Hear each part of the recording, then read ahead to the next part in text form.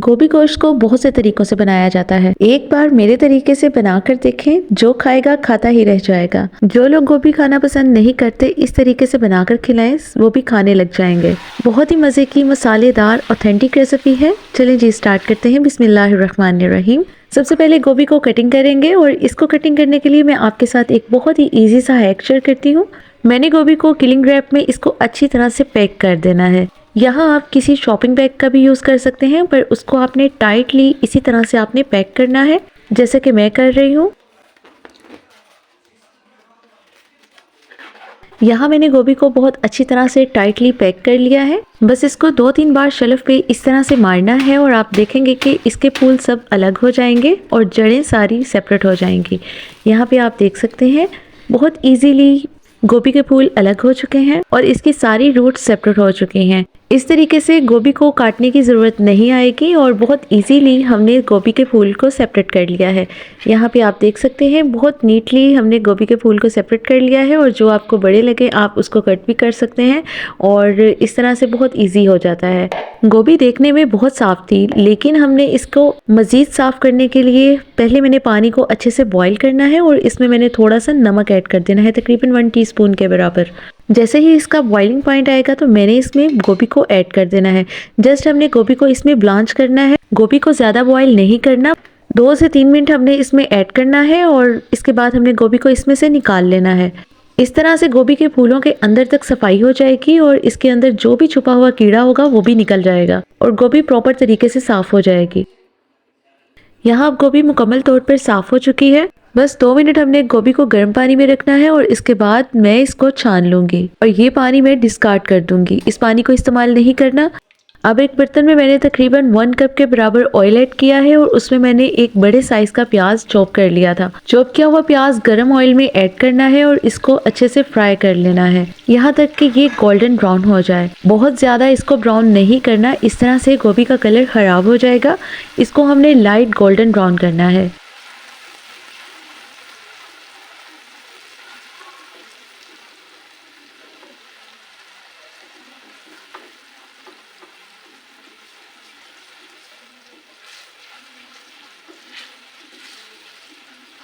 जैसे ही थोड़ा सा प्याज फ्राई होगा तो मैं इसमें ऐड कर दूंगी 2 बड़ी इलायचियाँ। 2 बड़ी इलायचियों को अब मैं प्याज के साथ इसको फ्राई कर लूँगी।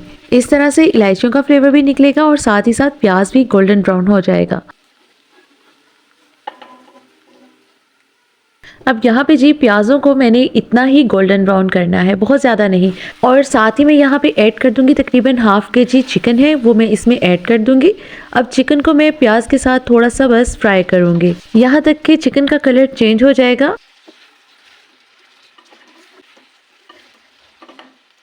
अब यहाँ पे मैं थोड़ा सा फ्राई करने के बाद ऐड कर दूंगी तकरीबन 2 टीस्पून के बराबर लहसुन अदरक का पेस्ट। अब लहसुन अदरक के पेस्ट के साथ मैं चिकन को अच्छी तरह से फ्राई कर लूँगी। जब तक इसमें से खुशबू नहीं आ जाती मैं उस टाइम तक इसको फ्राई करूँगी।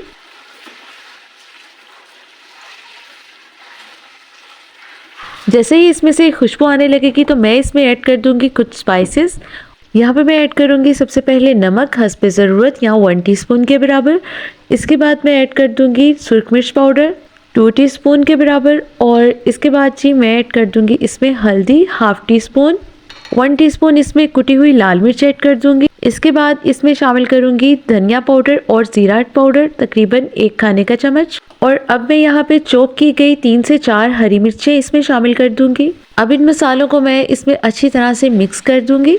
इस पॉइंट पे आपको लगे कि मसाले जलने लगे हैं तो आप इस पॉइंट पे थोड़ा सा पानी बस ऐड कर सकते हैं।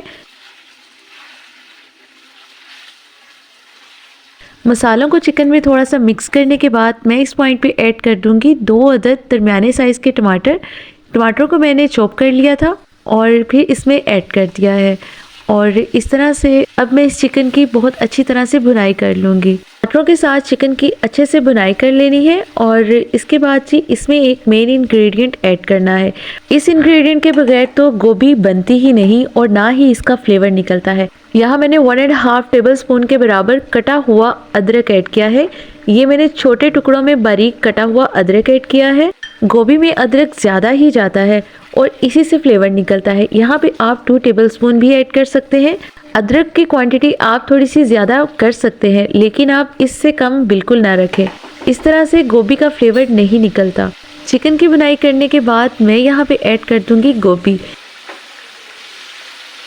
गोभी को चिकन के मसाले के साथ इसमें अच्छे से मिक्स कर लूँगी। बस 1-2 मिनट मैं इसके साथ पकाऊंगी। अब गोभी को गलाने के लिए इसमें हम पानी शामिल करेंगे।